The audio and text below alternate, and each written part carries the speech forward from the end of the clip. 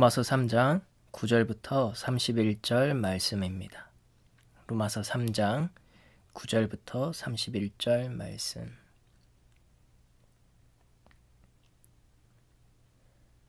그러면 어떠하냐? 우리는 나으냐? 결코 아니라. 유대인이나 헬라인이나 다 죄 아래에 있다고 우리가 이미 선언하였느니라. 기록된 바 의인은 없나니 하나도 없으며 깨닫는 자도 없고 하나님을 찾는 자도 없고 다 치우쳐 함께 무익하게 되고 선을 행하는 자는 없나니 하나도 없도다. 그들의 목구멍은 열린 무덤이요 그 혀로는 속임을 일삼으며 그 입술에는 독사의 독이 있고 그 입에는 저주와 악독이 가득하고 그 발은 피 흘리는데 빠른지라. 파멸과 고생이 그 길에 있어 평강의 길을 알지 못하였고 그들의 눈앞에 하나님을 두려워함이 없느니람과 같으니라. 우리가 알거니와 무릇 율법이 말하는 바는 율법 아래에 있는 자들에게 말하는 것이니 이는 모든 입을 막고 온 세상으로 하나님의 심판 아래에 있게 하려 함이라. 그러므로 율법의 행위로 그의 앞에 의롭다 하심을 얻을 육체가 없나니 율법으로는 죄를 깨달음이니라. 이제는 율법 외에 하나님의 한 의가 나타났으니 율법과 선지자들에게 증거를 받은 것이라. 곧 예수 그리스도를 믿음으로 말미암아 모든 믿는 자에게 미치는 하나님의 의인이 차별이 없느니라.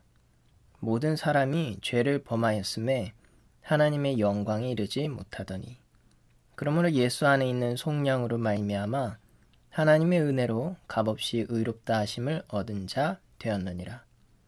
이 예수를 하나님이 그의 피로써 믿음으로 말미암는 화목 제물로 세우셨으니 이는 하나님께서 길이 참으시는 중에 전에 지은 죄를 간과하심으로 자기의 의로우심을 나타내려 하심이니 곧 이때에 자기의 의로우심을 나타내사 자기도 의로우시며 또한 예수 믿는 자를 의롭다 하려 하심이라. 그런즉 자랑할 때가 어디냐? 있을 수가 없느니라. 무슨 법으로냐? 행위로냐? 아니라 오직 믿음의 법으로니라. 그러므로 사람이 의롭다 하심을 얻는 것은 율법의 행위에 있지 않고 믿음으로 되는 줄 우리가 인정하노라. 하나님은 다만 유대인의 하나님이시냐? 또한 이방인의 하나님은 아니시냐? 진실로 이방인의 하나님도 되시느니라. 할례자도 믿음으로 말미암아 또한 무할례자도 믿음으로 말미암아 의롭다 하실 하나님은 한 분이시니라. 그런즉 우리가 믿음으로 말미암아 율법을 파기하느냐? 그럴 수 없느니라. 도리어 율법을 굳게 세우느니라. 아멘.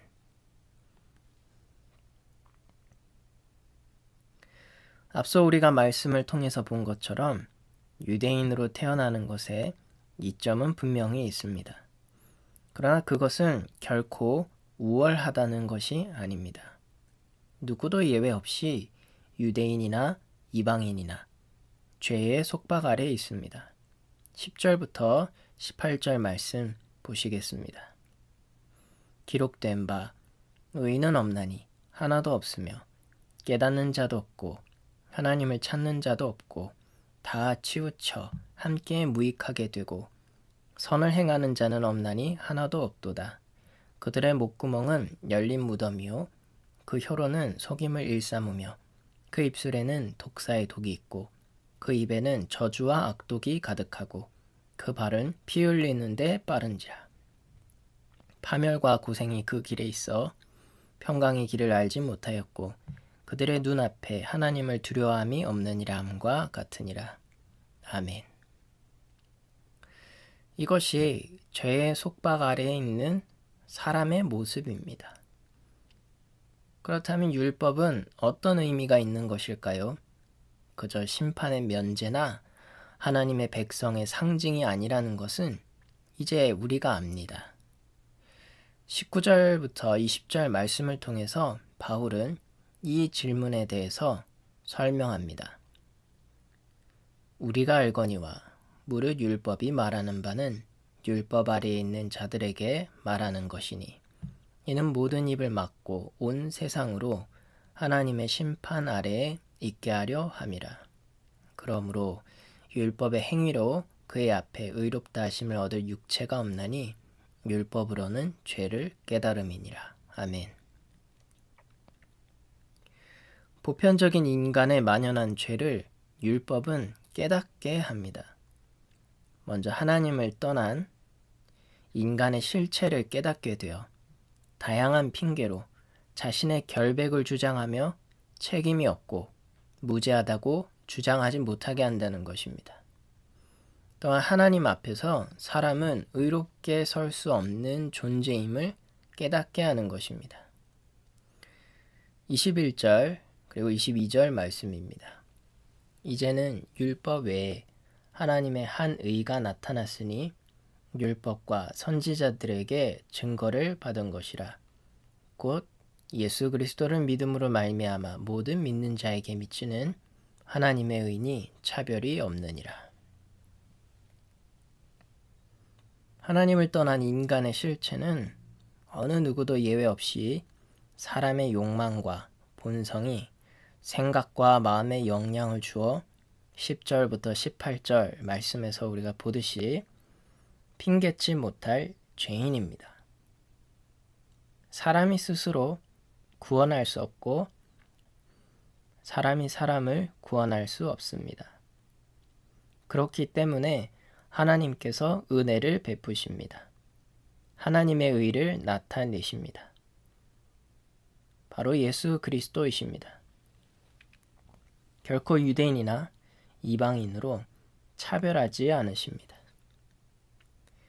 23절부터 28절 말씀입니다. 모든 사람이 죄를 범하였음에 하나님의 영광에 이르지 못하더니 그리스도 예수 안에 있는 성령으로 말미암아 하나님의 은혜로 값없이 의롭다 하심을 얻은 자 되었느니라. 이 예수를 하나님의 그의 피로써 믿음으로 말미암는 화목 제물로 세우셨으니 이는 하나님께서 길이 참으시는 중에 전에 지은 죄를 간과하심으로 자기의 의로우심을 나타내려 하심이니 곧 이때에 자기의 의로우심을 나타내사 자기도 의로우시며 또한 예수 믿는 자를 의롭다 하려 하심이라. 그런즉 자랑할 때가 어디냐? 있을 수가 없느니라. 무슨 법으로냐? 행위로냐? 아니라 오직 믿음의 법으로니라. 그러므로 사람이 의롭다 하심을 얻는 것은 율법의 행위에 있지 않고 믿음으로 되는 줄 우리가 인정하노라. 아멘. 모든 사람들은 하나님의 영광이 필요합니다. 그러나 죄로 인해서 그 영광을 얻을 수 없었고 또 누릴 수 없었습니다. 이에 하나님께서는 강력한 무죄 선포를 통한 자신의 의를 기꺼이 주셨습니다. 그분의 사랑과 은혜의 선물을 우리에게 주십니다. 예수님께서 죄와 형벌과 죄의 능력에서 우리를 해방시켰기 때문입니다.